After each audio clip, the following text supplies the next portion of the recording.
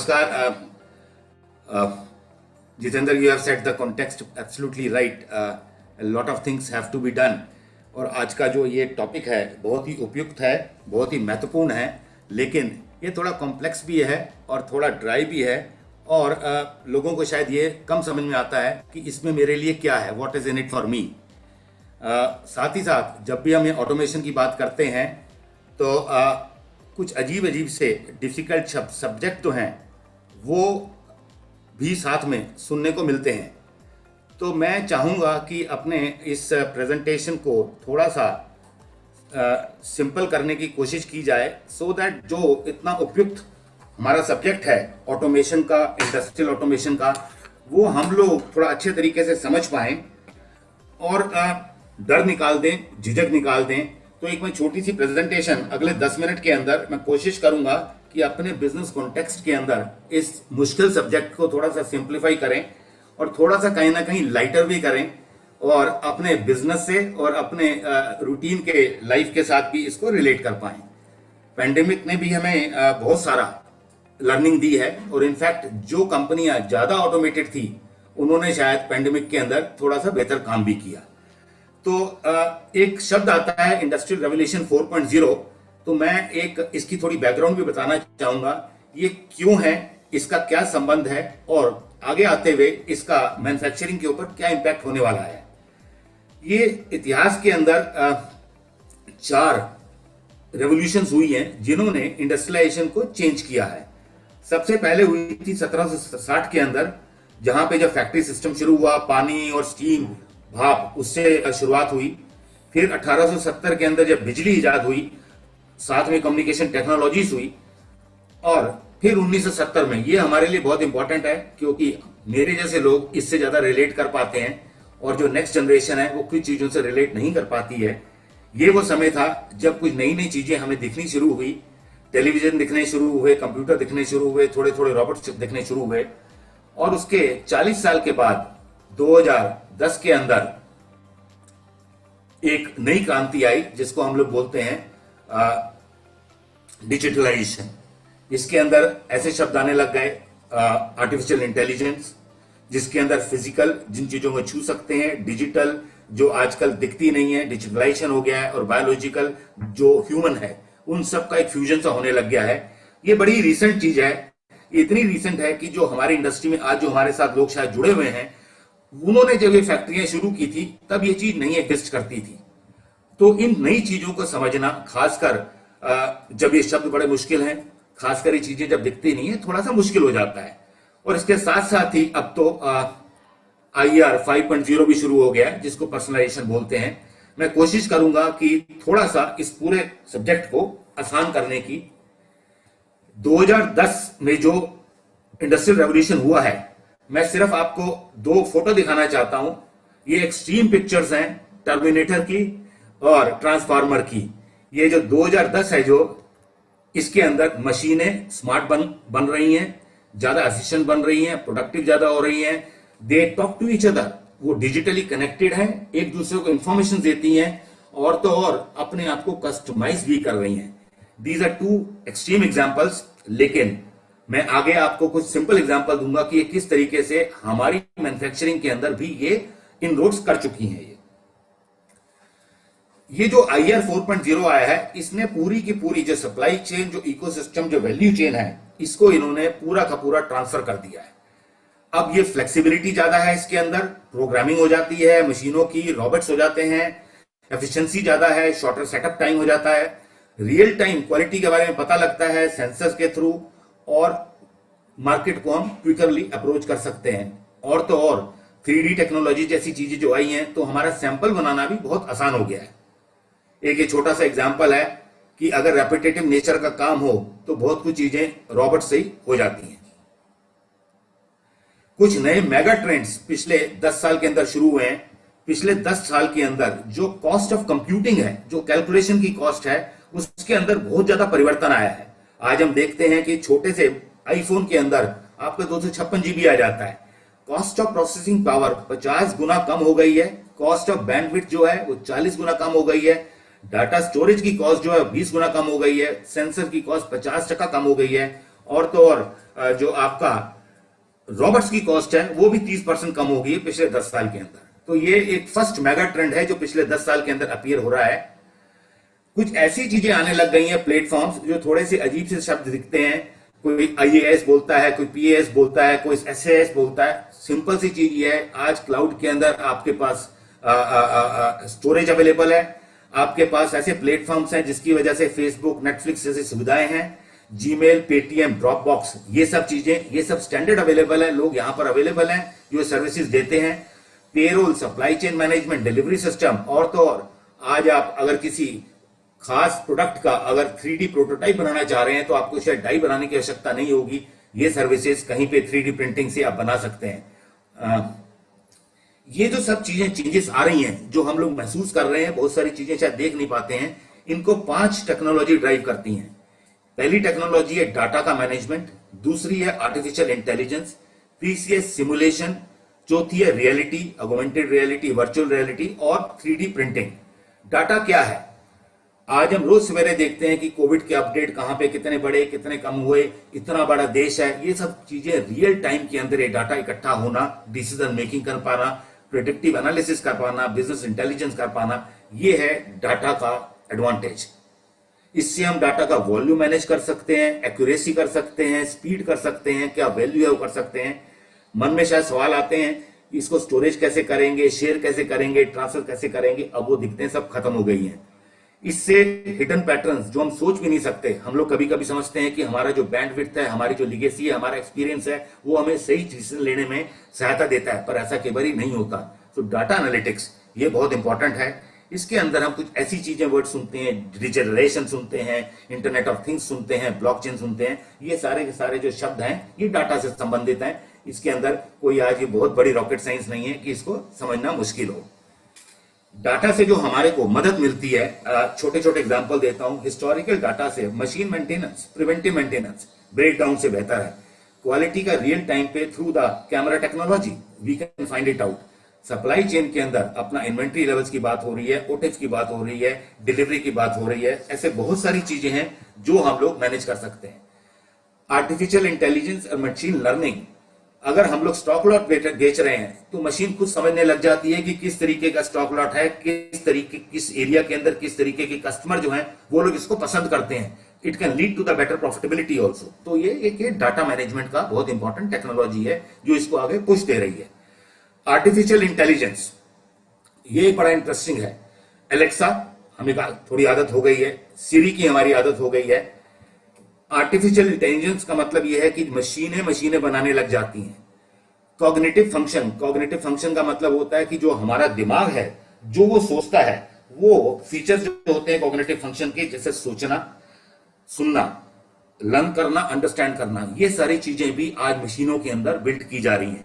आपको मैं छोटा सा एक एग्जांपल देता हूं। एक रॉबोट है, सोफिया उसका नाम है। ये जो बोलेगी, ये बोलती है she is able to interact with people through a sort of a decision tree matrix. और ये और तो और ये अपने अब एक इमोशंस को भी प्रकट कर पाती है। और ये जो बोल रही है, ये इसके अंदर डायरेक्ट फीड नहीं किया गया, ये लोगों से इंटरेक्ट करते हुए ये बोल पाती है ये। और तो और इसको 2017 में सऊदी अरेबिया के अंदर इसको सिटीजनशिप भी मिली है, और ये इंडिया में 2017 और फरवरी 2020 में इसने विजिट भी की थी। मैं एक पर्सनैलिटी की बात नहीं कर रहा हूं, मैं एक रॉबर्ट की बात कर रहा हूं।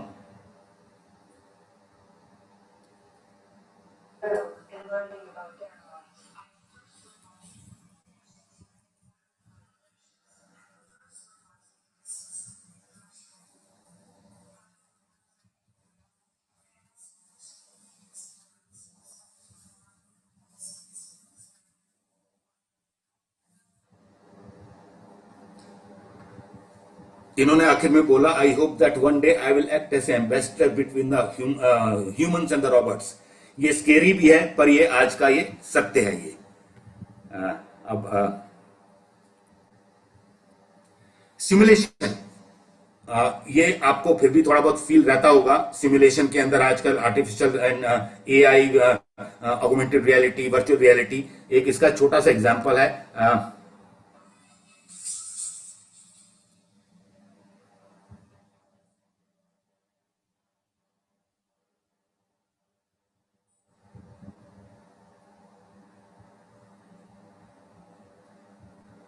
एक एक क्लासिकल एग्जांपल था कि ये जो टेक्नोलॉजी है सिमुलेशन की, जिसके अंदर ऑगमेंटेड रियलिटी, वर्चुअल रियलिटी भी आ रही है, ये किस तरीके से हम लोगों को मदद कर सकती है। ये कुछ जो फोटो दिखाई दे रही हैं, ये सब चीजें आप सीख सकते हैं, हवाई जहाज उड़ाना सीख सकते हैं। इन सब के अंदर आपको एक्चुअली में हवाई जहाज उड़ाने की जरूरत नहीं पड़ती है। तो मॉडलिंग के अंदर, ट्रेनिंग के अंदर, टेस्टिंग के अंदर ये वाली टेक्नोलॉजी काम आती है। रियलिटी जो है ये बड़ी इंपॉर्टेंट हो गई है। Augmented reality AR, virtual reality VR, जो हमें मदद करती है सेंसिटिविटी एनालिसिस करने में, और सिमुलेशन के अंदर भी हेल्प करती है, जैसा वो पहले वाले एग्जांपल में हमने देखा था। Real estate, beauty, virtual manufacturing, aero, defence, इन सब इंडस्ट्रीज के अंदर ये टेक्नोलॉजी इज सपोर्टिंग। ये आइकिया का एक ऑप्शन अवेलेबल किया है कि आप लोग किस तरीके से एक फर्नीचर को अपने ड्राइंग रूम में विजुअलाइज कर सकते हैं कि कैसा लगेगा। ये लेटेस्ट टेक्नोलॉजी है, 3D additive technology, having very big advantages: flexibility, rapid, immediate on demand, ease of access, some limitations also, limited materials, size की limitation है। मैन्युफैक्चरिंग के अंदर ये काम आता है, मेडिकल के अंदर काम आता है, इंडस्ट्रियल के अंदर काम आता है, गहने भी बनाए जा सकते हैं, और तो और अब इससे फूड भी प्रिंट किया जा सकता है, जिसको खाया भी जा सकता है। ये देखिए,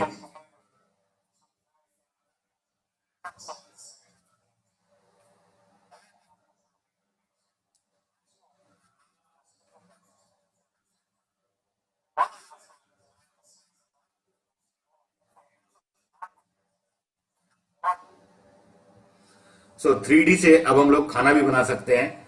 तो ये जो टेक्नोलॉजीज हैं ये इस तरीके से हेल्प कर रही हैं। इसका कुछ इम्पैक्ट जो है वो एनवायरनमेंट के ऊपर भी आता है।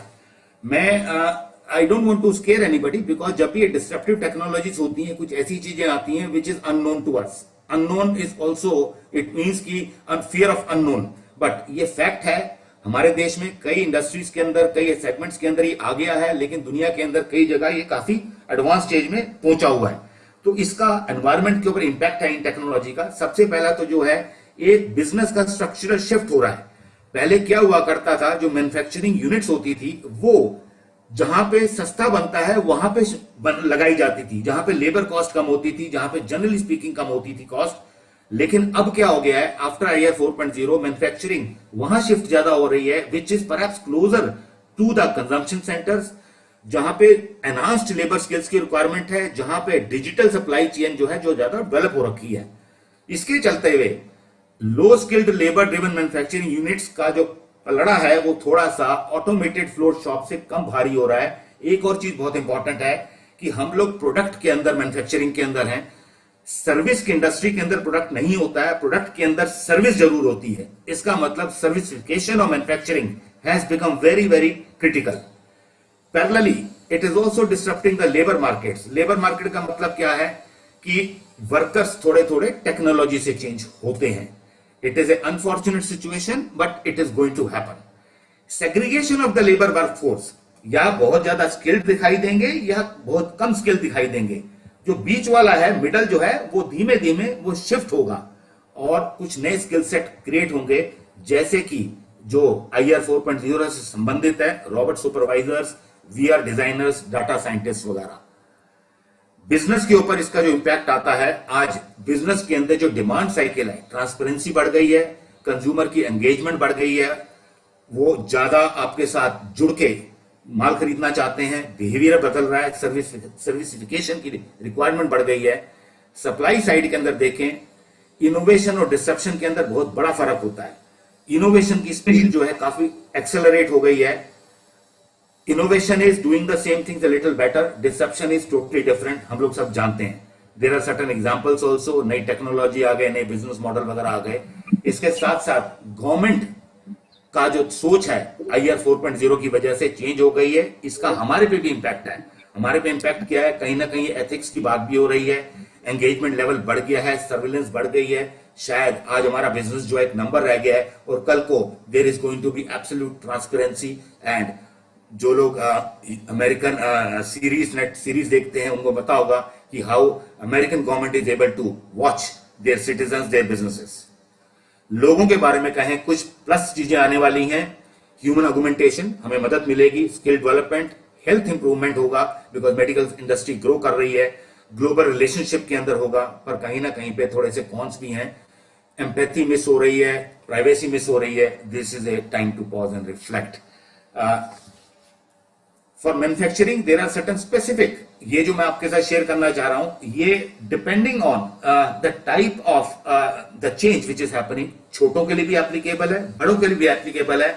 छोटे ये ना सोचें कि ये तो बड़ी बड़ी बातें हैं, बड़े ये ना सोचें कि कितने लेवल की कितना हम स्पेंड कर सकते हैं, because gradually all these things are going to be a part of our life in a more effective and in road way. जो मेन लर्निंग्स हैं, think big, think long term, think global. Global का मतलब ये नहीं है कि मेरे को विदेश में सिर्फ एक्सपोर्ट करना है। ग्लोबल का मतलब ये है कि मेरी सोच आइसोलेशन में नहीं होनी चाहिए। दुनिया में क्या हो रहा है हम उससे अछूते नहीं रह सकते हैं।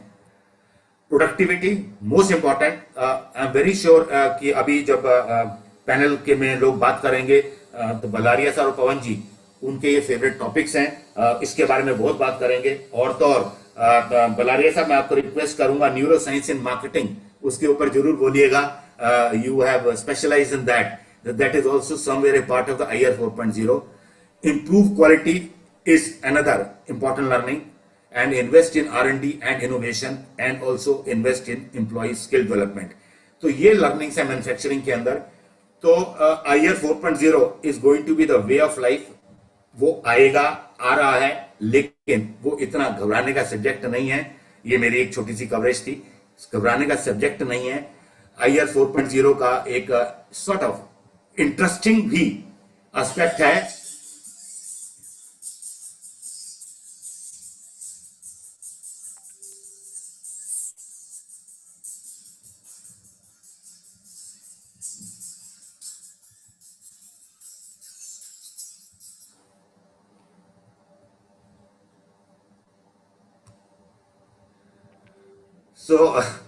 सो IR 4.0 का एक लाइटर भी साइड है। So I wish you all the best, and I hope that we get good solutions during this session from the experts and also the experiences of the panelists, which is going to benefit everybody. And of course, there are going to be the follow-up meetings and actions on this. Thank you. Namaskar. Jai Hind.